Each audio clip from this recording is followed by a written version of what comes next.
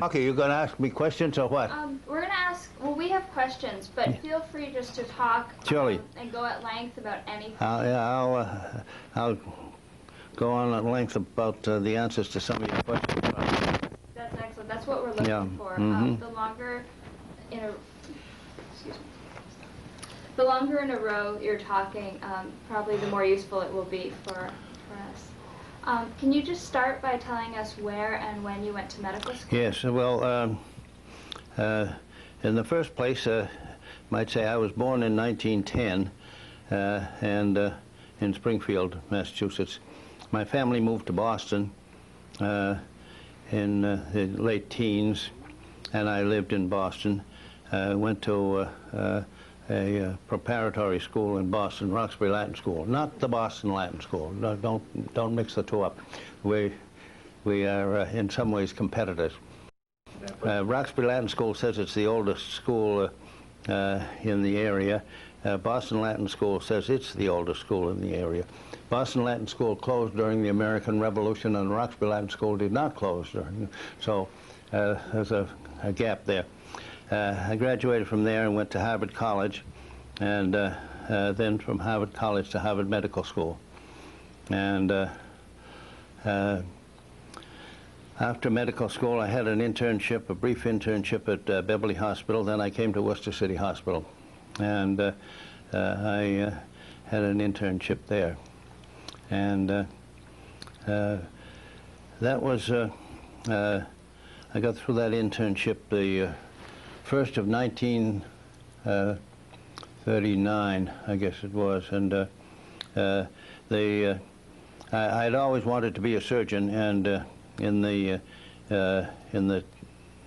at the early times, surgeons were well, they developed their technique and ability by working with other surgeons. The formality of a real residency had not yet quite been developed, although it was being used in some places. The American Board of Surgery was established in 1937, which was after I had graduated from medical school. So I went into general practice after I got through with my city hospital internship. I worked briefly at the Pondville Hospital, which was a state cancer hospital at that time. And then I came back to Worcester with the thought that I would work with the surgeons and eventually work into surgery. The Army interfered, and the Army got a hold of me in, let me see, it was in July of 1941. I had been a reserve officer. I signed up as a reserve officer when I got through medical school, as many other doctors did at that time.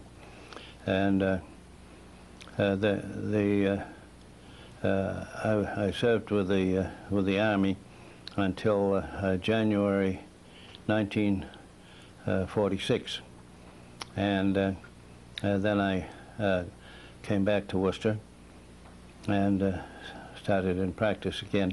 It was general practice with a particular interest in surgery at that time, and I practiced for 2 years, and then I realized that if I was going to become a surgeon, I'd have to take a residency. As I said before, the residencies were not quite as formally set up in those days, and so I got a residency at Worcester City Hospital for 2 years.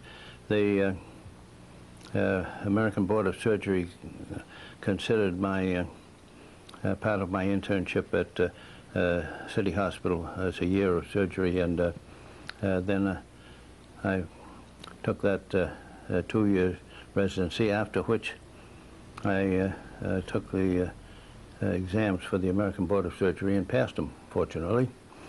And then I came back to Worcester. Well,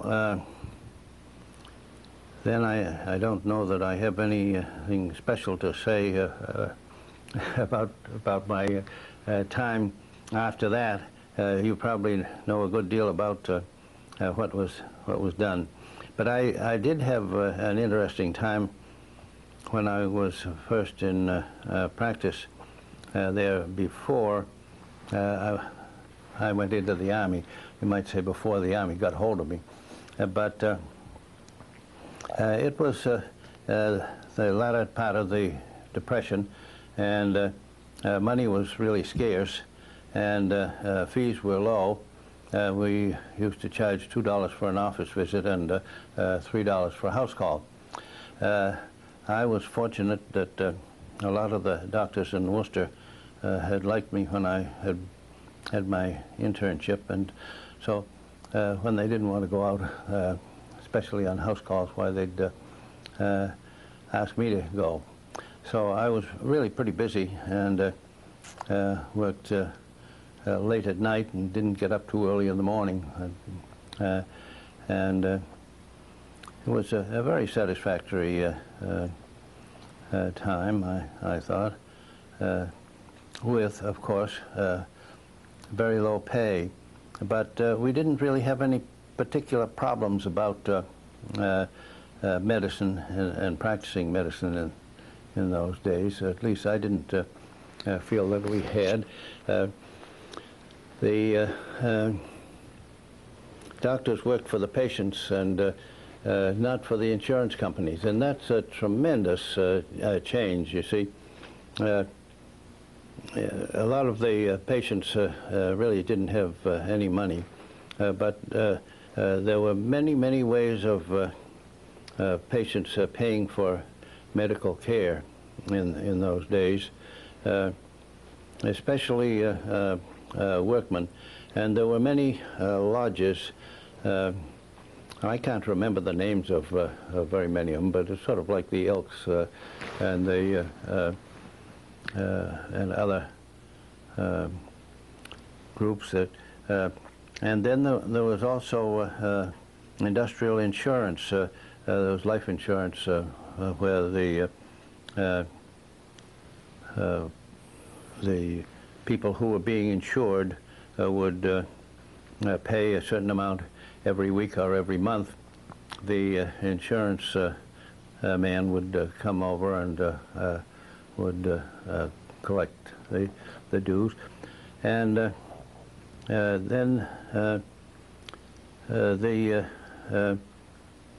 the lodges, as I said, provided remuneration for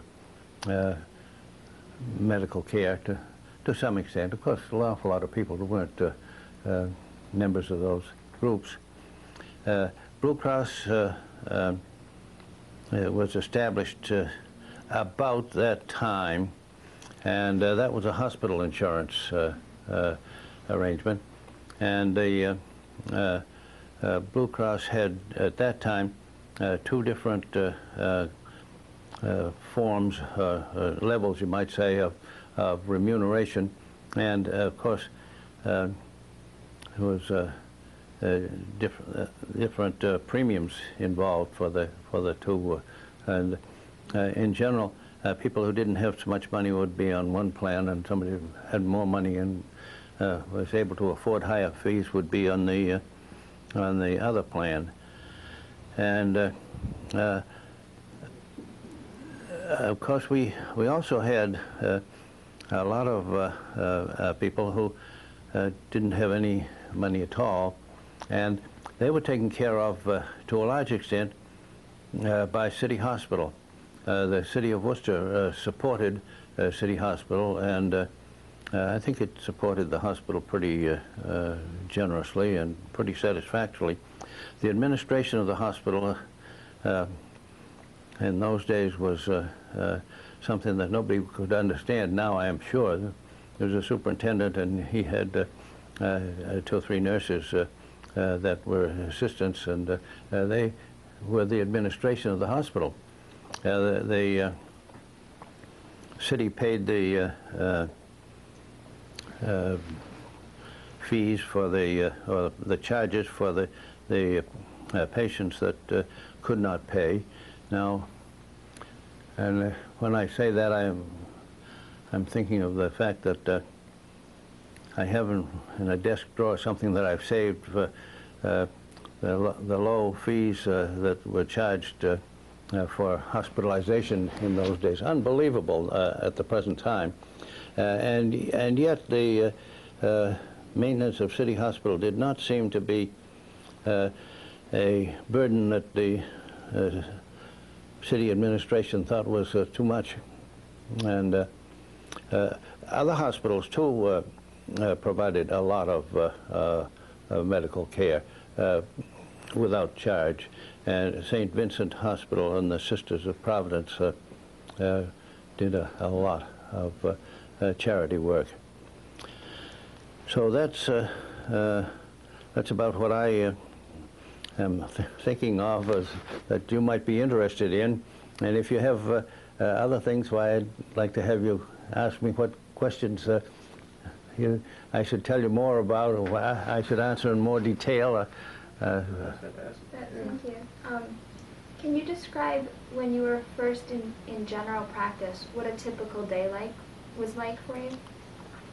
I really can't tell you the typical day. But as I remember it, why I would get up in the morning and start off, and I would usually have a few names on my list where I would be making house calls, and I'd go out to see those patients. And they might be almost anything. Because of my time at Pondville Hospital, which was the state cancer hospital, I had a number of cancer patients that were sent to me by the surgeons that I didn't want to go out and see these patients. There was no more surgery to be done. It was just a matter of taking care of them. And I think that I had a good deal of experience in taking care of people. That's especially people that were in the last stages of life. And Dr. Wheeler, of course, is very much interested in that, and I was very much interested in that too. I must say that I really didn't have any problems as far as providing adequate pain relief for these patients. I used an awful lot of morphine in those days, and morphine's an awfully good drug, in my opinion. But if I wrote the prescriptions now, which of course I don't because I'm not in practice, but if I wrote those prescriptions, I'm sure there would be a lot of questions asked about why are you making addicts out of these people. But under the circumstances, I think it was a much better way of taking care of people. Well, after I'd seen a few patients at their homes, I would then go to my office, and I had an office which I took over down in what was the Medical Arts Building. It was a very good downtown office building. It was torn down in order to put up the great Summit towers, and but a doctor had an office there, and I took over his office and his practice after he died. So there, I got quite a number of patients as a result of that. I'd see some patients in the afternoon, at office hours. I had a secretary. She was not a nurse, but she was a secretary who worked part-time, you see, in the office. And I would work in the office in the afternoon, and sometimes well into the evening, as a matter of fact, because for a good many patients who come to see me. Then in the evening, I was really pretty busy because I was the new kid on the block, and the doctors that didn't want to go out in the evening and make house calls would ask me to go out and see these patients, usually with a few words of information about the patient that I might never have seen before, you see. And I'd go out, sometimes work till fairly late, might be 11 or 12 o'clock before I got back. And then I'd be home and wouldn't get off too early in the morning because I often worked late, taking calls for doctors that didn't want to make house calls in the evening. So that's about my day when I was first in practice. Yeah. What made you decide to go into medicine? I don't know. I have no idea. I've always liked the idea of going into medicine, and when I was relatively young, I used to like puzzles and things like that, and I was a little bit of a mechanic, and that's why I went into surgery, and so I continued with those interests, but I can't really say that there was anything, and there was certainly never. I never had anybody that I wanted to imitate. You know, having a person that I thought was wonderful, and I wanted to follow in his footsteps or anything like that. I just always liked surgery. I like the idea. Could you talk a little bit about the changes you've seen in medicine from the time you started practicing to especially with World War II? Well, actually, in World War II, I did not do very much surgery. In fact, I did practically no surgery when I was in the Army. As I said, I was a reserve officer. I was assigned to the 1st Division, 1st Infantry Division, which had been down in Fort Benning, Georgia, and came up to Fort Devens. And on the way, they stopped in North Carolina, and I often said that it seemed to me when they stopped there, a lot of the country boys came to town and put their shoes on, and the Army grabbed them. And we had a lot of those people who were the soldiers at that time. Actually, I've got to say they were awfully good soldiers, and I got along very well with them. I was, see, that was regular Army. That was the real Army. They didn't have doctors, of course. They didn't have too many doctors. I was put in the medical battalion, and I was a company commander, and our soldiers were really awfully good, and of course, as the company commander, you heard about everything that the soldiers did, and if any soldiers got into trouble, why the local authorities would go to the camp and be referred to the company commander.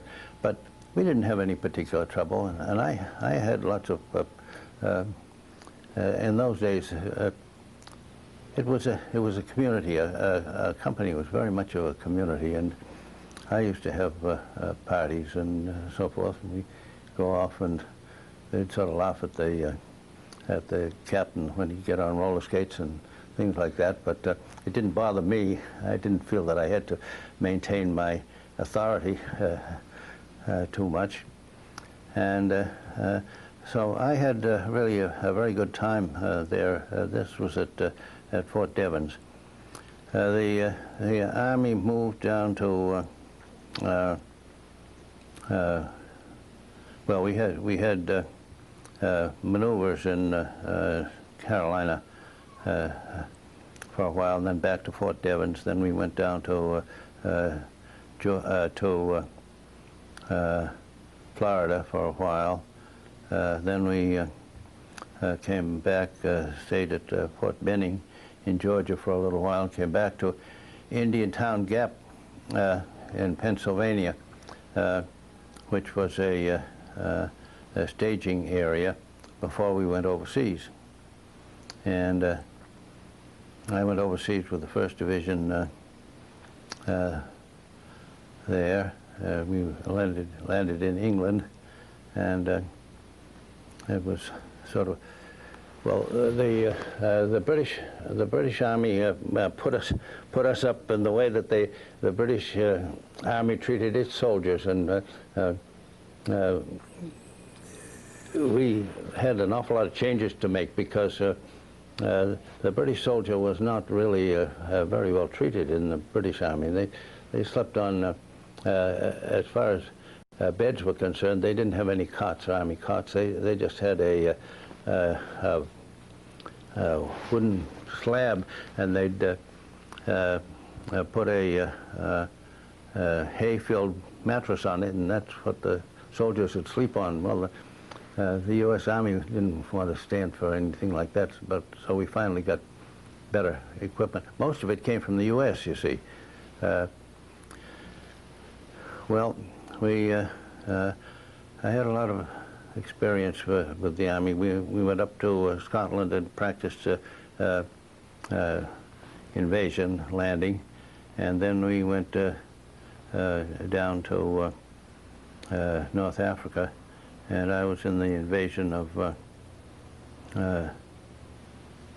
North Africa in the area around Oran. That was the place where we were invaded, and at that time I was the executive officer of the 1st Medical Battalion. I'd been promoted to be a major by then, and so I was with the 1st Medical Battalion for a while, and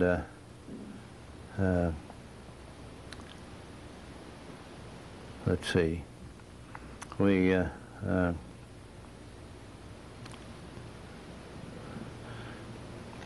at the end of that time, we finally were sent down toward Tunisia, and there was quite a lot of action there, actual combat time down there. I was transferred to one of the infantry regiments there, and I was the regimental surgeon, and I had to make plans for taking care of the wounded. I did very little actual medical care. It was more administrative and planning, and I'd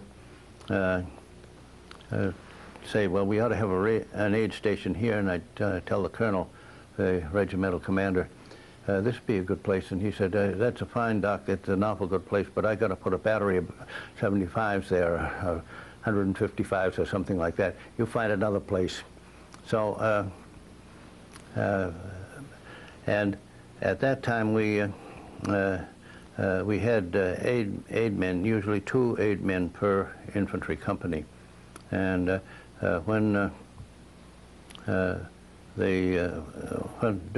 during combat, when somebody would be wounded, and of course there were a lot of people wounded, the aid men would try and give them as much first aid as possible, and then anybody that they could get a hold of would carry the patient, the wounded people, back to a battalion aid station. See, there were usually three companies in a battalion, and there'd be an aid station associated with 3 companies. You wouldn't have an aid station for one company, because you would expect that you wouldn't have that many wounded at one time, although every so often there would be. Well, the Germans came up from over in the Egyptian area, and they had lost a lot of battles to the British, and they were being pushed up along the coast there, and they came into Tunisia, which is where we were at that time, and then there was quite a lot of combat. We had the German dive bombed one of our hospital areas, and that had a tremendous number of casualties. And the dive bombing is a very, very scary sort of thing. That planes, the German planes were, of course, they initiated the idea of dive bombing, and they'd aim their plane for their target, carrying the bombs, and then they'd come down and drop the bombs on the area. And casualties were serious, and the people that were killed were taken care of and taken to the rear by the quartermaster corps. The medical corps didn't take care of people that were killed, just the wounded. But the dive bombing would blow people up, and the quartermasters would try and find enough hands and feet and legs to go in a mattress cover bag where they put the dead people. Well, then we got the Germans were pushed up there, and they finally tried to get across to Italy from the top end of Tunisia and Bizerte, but most of them were captured at that point. And so that was the end of the Tunisian campaign. Then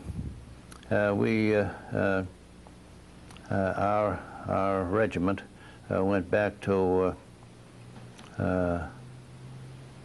the area around Algiers in Algeria, and we spent a good deal of time there until the summer of '92, I guess it was, and then see, I get a little confused about the time of all this. And then we invaded Sicily. Our 1st Division invaded Sicily, and that was another invasion. That was sort of a hard time. Sicily was a very difficult place to fight because it was awfully mountainous, and we went right across the center of Sicily, and then, oh, incidentally, when I was in Sicily, I got malaria, and I had an awful big spleen, and as I'd ride around, what I had to do in a Jeep, of course. Jeeps were not the easiest and smoothest things to ride around in. I'd hold onto my spleen like that because it was so big it bounced around inside of me. Well, finally, I was hospitalized for a while with that, but it was. I felt sort of foolish getting malaria because I was always the good example, you know. The major'd get out there in front of all the soldiers whenever we'd have food sent up, you know, for a real meal. I'd be standing right out in front there, ostentatiously taking my Atabrine pills, and so I got malaria. But anyway, I got over the malaria. Then, at the end of that campaign, we went back to England. We returned to England, and there we stayed in around Bournemouth, England, getting ready for the invasion of Europe. And the 1st Division spearheaded the invasion of England, but I got sick there. I got arthritis and was hospitalized for some time. When I was out of the hospital, I was assigned to a replacement depot, depot, they used to call it. And so I didn't get back to the 1st Division, and I didn't take part in the invasion of Normandy, but I had 2 other invasions, which was enough for me. And did the war change the way medicine was practiced when you returned back to the United States? Well, not a great deal. I wouldn't say that the war had changed things greatly. I came back. I got to tell you a little bit more about my military service. I was assigned after I left the hospital to a field hospital. The 47th Field Hospital. I was a unit commander of the 47th Field Hospital, and we used to receive the patients that could not be transported.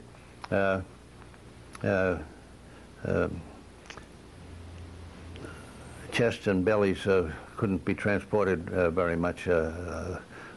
Extremity wounds and so forth. They put them on a splint and they could carry them a long way. And as a company commander, it wasn't a company commander then, it was a hospital commander. I had surgeons assigned from the 3rd Auxiliary Surgical Group that came in there, and they were pretty interesting. See, I had the job like I think it was Colonel Potter and MASH. I was the colonel that had all these soldiers that were doing a pretty good job, really. The doctors would come in and they'd feel that they were something special, you know, and they'd tell the soldiers what to do and so on. And I remember one particular episode. We provided the meals, food, and everything that you had to do in a hospital. One of the doctors that were there had some complaint about the way that things were being done, and the soldier said, "Don't give me that old shit, Major." And so the doctor, who was the major, wanted to have him court-martialed and so forth. Well, we postponed and dilly-dallied about that for a long time. Finally, the doctor was transferred to some other duty, and we got ourselves together, and you see, we would establish ourselves in a position. You probably used to see the MASH thing. Of course, they had most of their patients. That was in the Korean War. You see, they had most of their patients come in by helicopter, and we had no helicopter patients transport. They all came in by ambulance, but it was the same general idea. And we would set up, and it was very fortunate that we made forward progress all through there. But there was one time when the Germans started to move, and it was before the Battle of the Bulge there. The Germans really made a lot of progress. We had to get out of the area where we had established our hospital unit, and we loaded patients on everything, including water trucks, to get them out of that area. And so we really didn't have a nice, even course of moving forward. But in general, we got along pretty well. And you see, the hospital would set up, and we would be told the general area that we were to move into.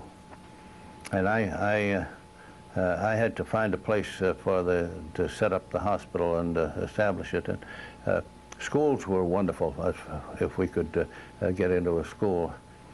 I remember one time, this was as we went through Belgium area, and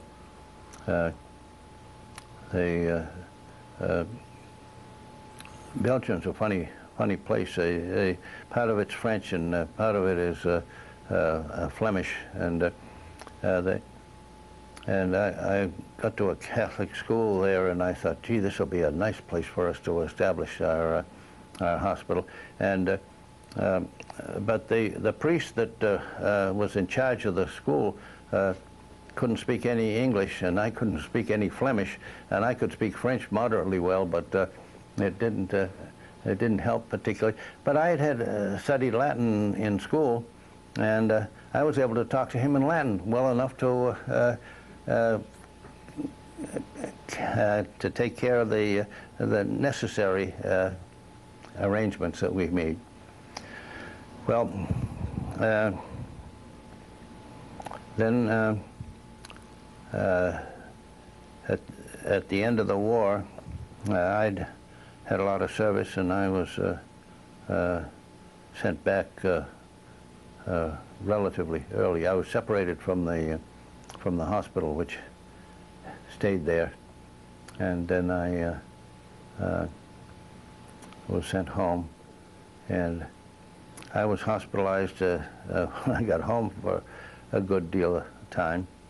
See, I had a lot of arthritis, and that bothered me, and so after I got home, I was in the hospital off and on, and then I found that I was put on limited service because of my arthritis, and I found out later that I was scheduled to go to Japan for the invasion of Japan. So when Truman dropped the A-bomb, I thought it was pretty wonderful. But I never could understand why I, who was put on limited service, would be sent off on another invasion. But that's the Army for you. And so, but I was discharged in January of 1946 and went back into practice the same way that I had been in practice before I went in the Army. But I realized that I had to have more residency training there, and if I was going to be a surgeon. So I got my surgical residency at City Hospital, where I had been associated for some time. And I know when they told me that I could have a residency at City Hospital, I thought it was fine. There was, by that time, an assistant superintendent. See, I told you that they just had one superintendent before the war, but was assistant. He said, I don't know whether we'll be able to pay you very much. Pay is $50 a month, but we may not have enough money in the budget to pay you $50 a month even. So, but I was very happy to take the residency anyway. And the residency apparently taught me enough so that I was able to pass my boards and go on. Did your experiences in the war help you when you went into practice again? No, can't say. No, I wouldn't say it helped me at all. No. They might have helped me if I had been in a more administrative position, but because actually my experiences were more administrative in the Army and command and so on. Can you describe what City Hospital was like and also what Worcester was like then? Oh, sure. City Hospital was, well, we had medical and surgical services, and then we had the minor surgical services like ear, nose, and throat, and urology, and so on. We had an outpatient department, which was on Chandler Street, and it's still there, and I don't know what it's being used for now. It's part of the health department. And we had an outpatient department which had various services, medical, surgical, nose and throat, urology, and so forth. And then there was, of course, an obstetrical service, prenatal, and patients would be admitted to the hospital in the appropriate service at the appropriate time when it seemed that they needed hospitalization. We didn't have anybody that was telling us what we had to do.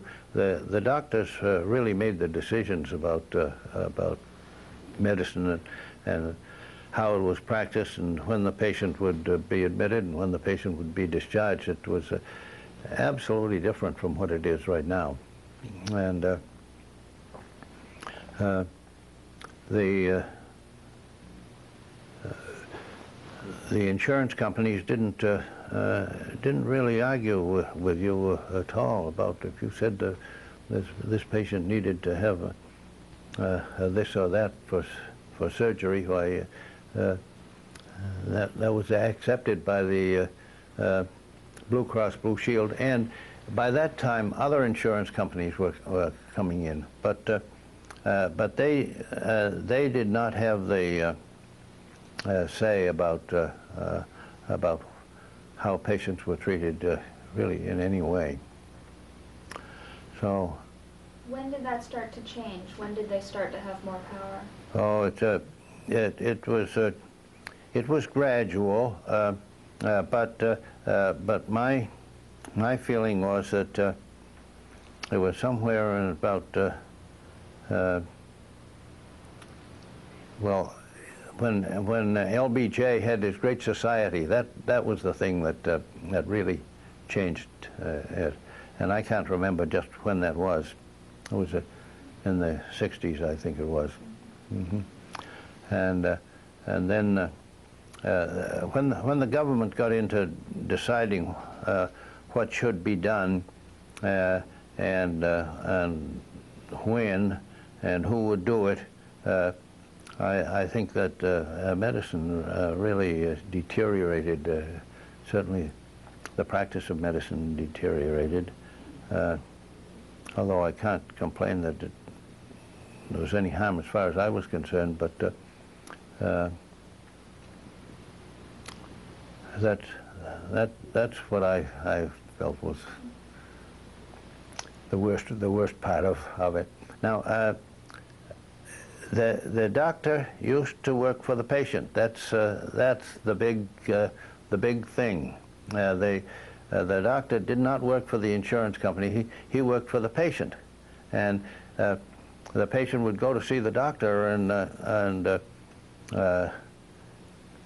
actually the complaint that the doctors made too many decisions. Well, the doctor was in a position to make decisions. After all, when the patient comes to see the doctor, he will ordinarily accept the doctor's advice. In fact, there'd be no point in going to see the doctor if he wouldn't.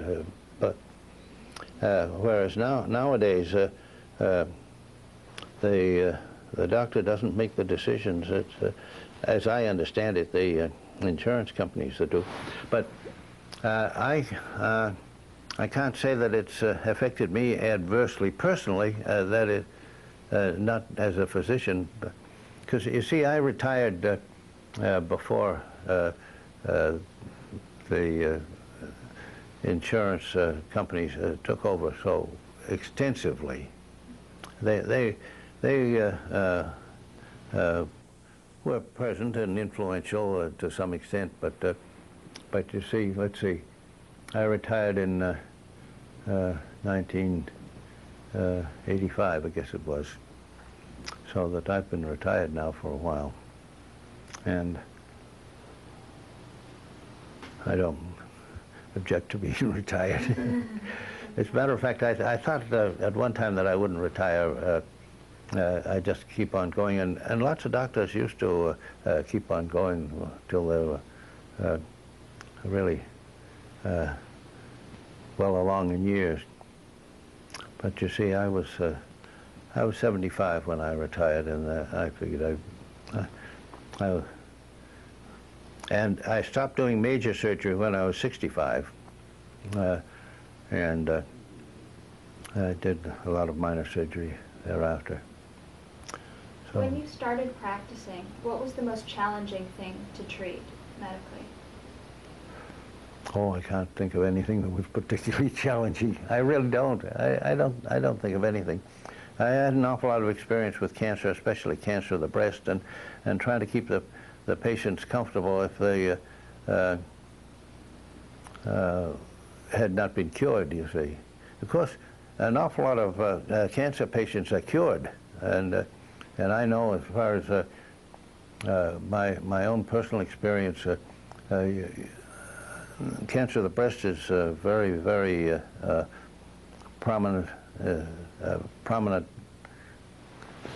disease to be talked about in the papers, but and they talk about patients getting it and surviving and so on. But as I remember it, I don't believe that. Well, I had over a third of the patients that I operated on survived to die of some other cause, and that was true. Many of the other cancers. So it was, and of course, cancer of the bowel. We did a lot of that, and many of those patients survived, and of course, some of them didn't if they had metastatic disease at the time of their initial surgery. But what do you think is one of the greatest changes you've seen in medicine? Well, it changes in the way medicine is practiced, the way surgery is practiced. That's what I'm going to say. the idea of laparoscopic surgery and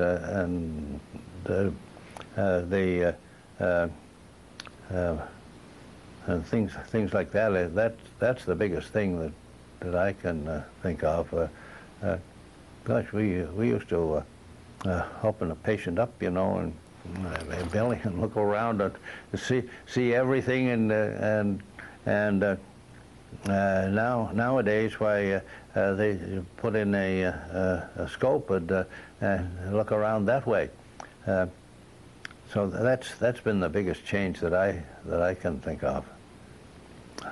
I wouldn't know how to do laparoscopic surgery, though I know what it is. I had a personal experience. I didn't get to find out very much about it. I had a knee operation, and I had an arthroscopy of my knee, and I had made arrangements that I thought that I was going to see the screen where the scope would show what my knee looked like inside and so on, and turns out that they didn't have that scope available for me that day. I was very disappointed. This is a personal recollection and about the practice of medicine, which you probably won't want to talk about without it being edited. But I told you that I had arthritis for a long time. I had trouble with a knee. Well,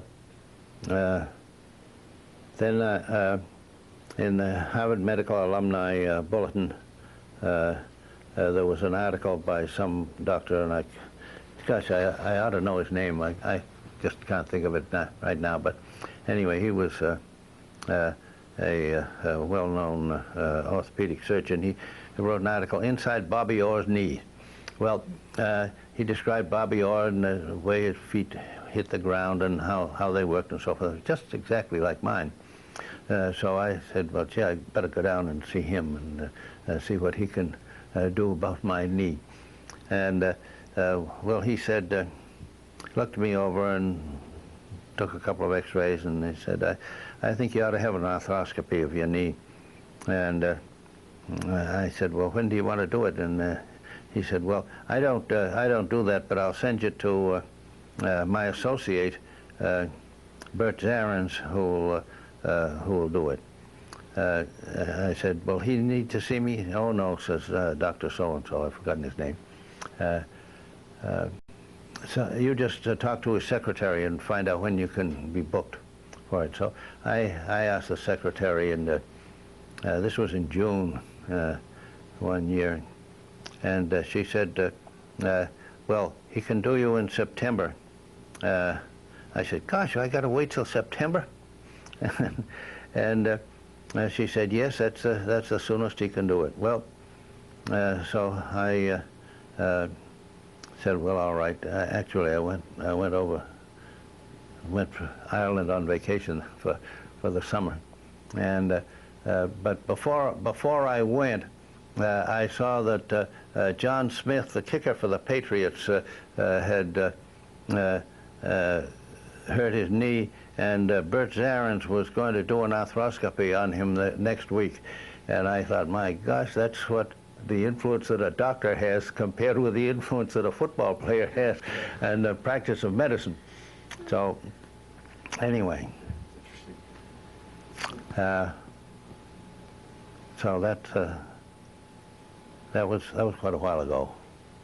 Do you feel that the way people view physicians has changed between the time you started practicing and when you retired? No, not between the time I started practice and the time I retired, because I was pretty well liked, I thought, actually, but I think that since I've retired, the attitude toward physicians has deteriorated tremendously. But That's in the last 15 years, you see. Why do you think that is? I think it's because there's less the physician, and especially the surgeon, has less authority than he did.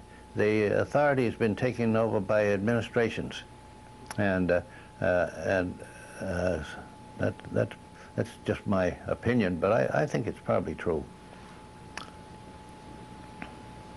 What do you recall about Worcester when you started practicing? Was Worcester very different than it is now? Gee, I don't really think Worcester was very different from what it is now. Worcester actually was much more of an industrial city than it is now. You see, Worcester started off years ago, that is before 1900, as the great manufacturing city, and there were a lot of steel mills and wire mills, particularly here. And the city of Worcester practically provided all the barbed wire for the central United States, and many of these companies were very busy, influential, money-making, and then we had a lot of manufacturing here. We had well, Crompton Knowles was the place that made more looms than any place else in the world. The Whitall carpet mills down there,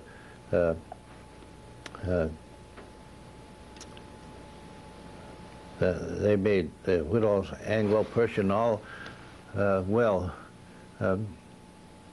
I would say that in the early part of the 20th century, before hardwood floors were usually put into houses, all houses of any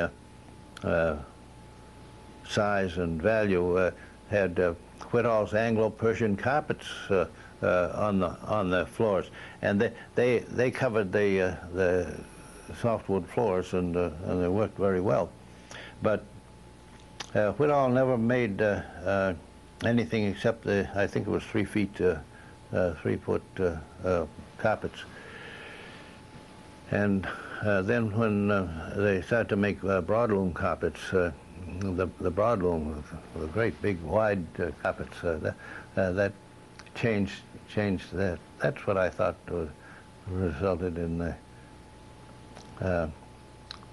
Whittall's stuff.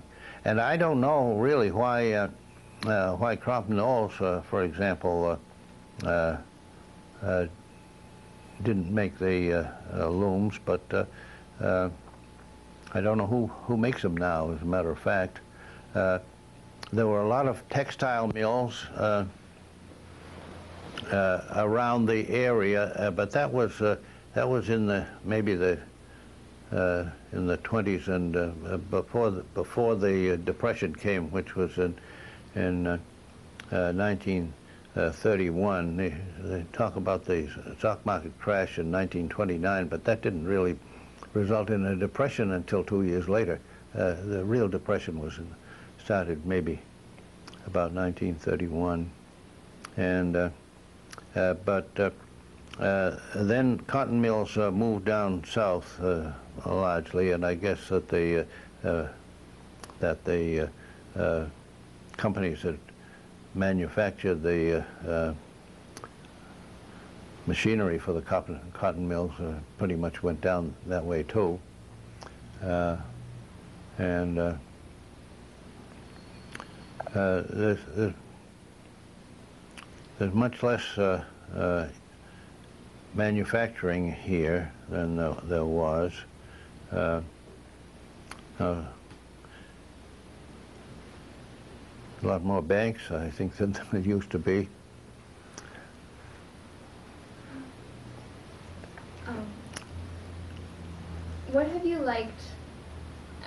have you disliked about practicing medicine in Worcester? Oh, I can't say that I disliked anything, and I liked everything. So, no, I thought it was very good. I enjoyed my practice here. I had a good time, no question about it. I really did have a good time. What was your relationship like with other doctors in the area? Well, I can't say that I had any particular relationship with them. I was me, and they were they, and I didn't have any. Well, actually, I didn't have any competition, if you know what I mean. I didn't feel that I was competing with anybody, or anybody was taking my patients, or I was taking anybody else's patients, and I got along very, very well. As far as there was some medical men that referred a good many patients to me, and there were others who referred their patients to somebody else, and I didn't feel jealous, or I didn't feel that I was being singled out as being good or bad. You know. No, I can't say that there's anything about practice of medicine that I didn't like. In fact, I had a wonderful time. Would you advise young people today to go into medicine? I wouldn't. Very definitely, I wouldn't. I do feel that medicine at the present time is going to change, and I do feel that the influence of outside people, financial and other, is going to diminish over time. I don't see how it can keep up the way it is now. But I don't really know. I certainly wouldn't want to make any predictions. For people who are going into medicine, what advice would you have for them? Oh, gee, I don't think I would advise anybody one way or another.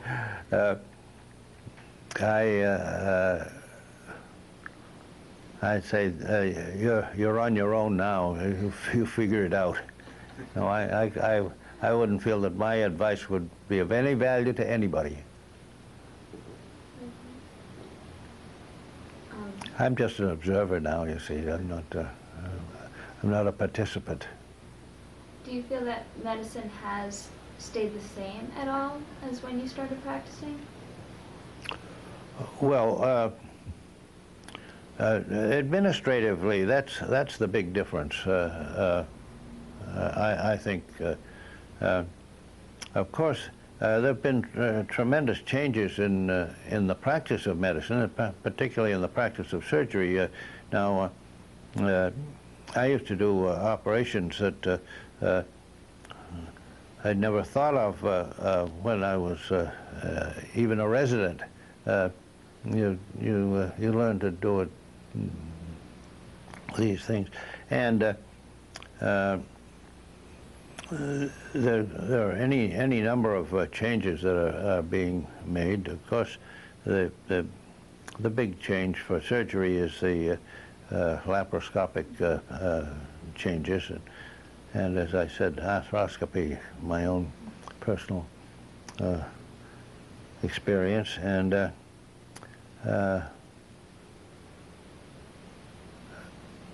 well, there have been many improvements in what can be done and what can't be done. And, all cardiac surgery is, for example, new as far as I'm concerned, and there will be many more improvements as time goes on. Do you have anything else you'd like to add for us? No, I don't believe so. No. Really